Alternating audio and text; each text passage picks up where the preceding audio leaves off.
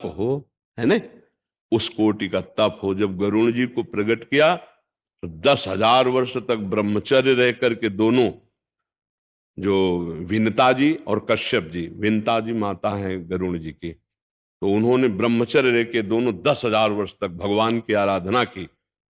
तब उनसे भगवान के वाहन गरुड़ जी का प्रादुर्भाव हुआ।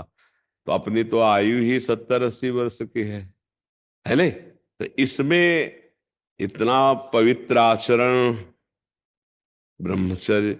अब आजकल तो नए बच्चे देखो किस हालत में जा रहे हैं, वो बॉयफ्रेंड गर्लफ्रेंड, इसमें तो मतलब हृदय ही दूषित होता जा रहा है हमारी समाज का। क्योंकि हम जो चिंतन करते हैं, जो क्रियाएं करते हैं, उसी का प्रभाव होता है। आज ये बॉयफ्रेंड ब्रेकअप, 10 दिन बाद दूसरा बॉयफ्रेंड ब्रेकअप, ये क्या है?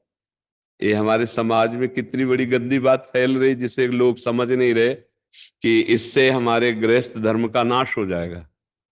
मतलब जो हमारा पूर्व भारत का गृहस्थ धर्म है, ये सब नष्ट हो जाएगा। पति पत्नी में प्रेम नहीं रहेगा, संतान जो है वो संस्कारी नहीं प्रकट होंगे, क्योंकि माता पिता संस्कारहीन हो रहे। आज यहाँ कल वहां वृत्ति, तो फिर वो संस्कार कहाँ रह गए? तो आप जो प्रश्न कर रहे हैं, तो बड़ा दुर्लभ विषय ये है कि संयम में रह पाना और साधना करना, वो तभी हो सकता है भाई। पूरी बिल्डिंग तभी सही बनेगी जब उसकी नींव मजबूत हो। हमारे समाज की नींव बिगड़ती चली जाए। हमारे समाज की नींव है ये बच्चे, जो छोटे छोटे बच्चे हैं, 12, 13, 14, 18, 20, ये हमारे राष्ट्र की नींव है, ये हमारे समाज की नींव है। अब इसी में व्यसन और व्यभिचार और प्रमाद स्थितियां वाली, और बड़े बड़े आईपैड मोबाइल लैपटॉप वाला जमाना, जो चाहो देख लो, जो चाहो, तो बड़ा कठिन है। बहुत असंभव सा समझो, असंभव सा समझो कि ऐसी साधना करके ऐसा, बड़ा कठिन है। बड़ा नहीं, बातें तो करना सहज है, लेकिन रहना बहुत कठिन है, असंभव सा है। पर अगर कोई ऐसा करे तो ऐसा भी हो सकता है। क्योंकि अगर ऐसा ना होता तो बड़े बड़े संत महात्मा किसी के बेटे ही हैं, किसी से पैदा ही होते नहीं। मतलब जितने बड़े बड़े परमहंस, बड़े बड़े महात्मा हैं आज भी, ऐसा नहीं, आज भी बहुत अच्छी स्थिति को प्राप्त, वो भी किसी माता पिता से ही तो पैदा हुई। उन माता पिता ने तो साधन किया ही होगा, तभी तो ऐसा होता है। तो क्या होता है, संस्कार होते हैं।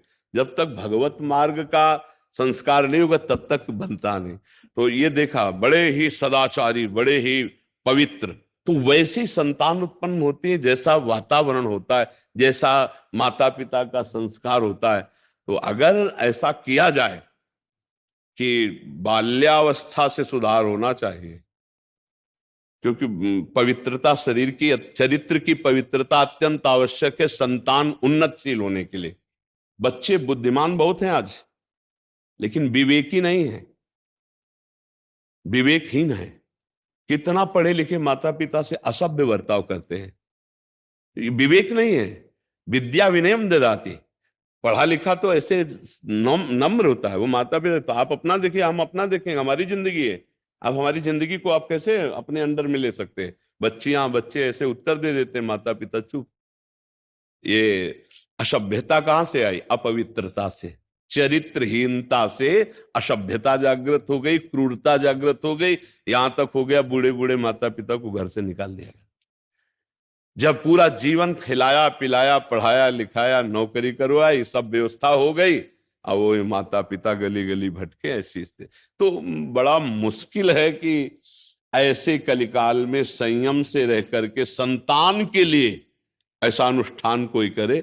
हम कहते हैं कि जो 10,000 वर्ष में वो प्राप्त कर लेते थे, वो 10 वर्ष में आप प्राप्त कर सकते हैं, क्योंकि कलयुगी प्राणी।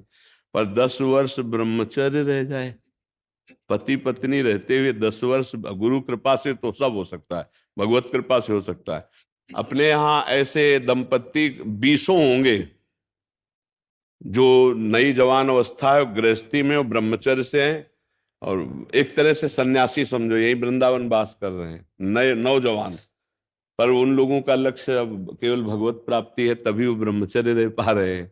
तो ऐसा नहीं कि ना हो, पर गृहस्थी में रह के 10 वर्ष कोई ब्रह्मचर्य और नाम जप, और भावना ये कि 10 वर्ष के बाद हमको उत्तम संतान प्राप्त हो, धैर्य पूर्वक रह जाए, बड़ा कठिन है नहीं? पर अगर तप किया जाए तो दुर्लभ कुछ नहीं है।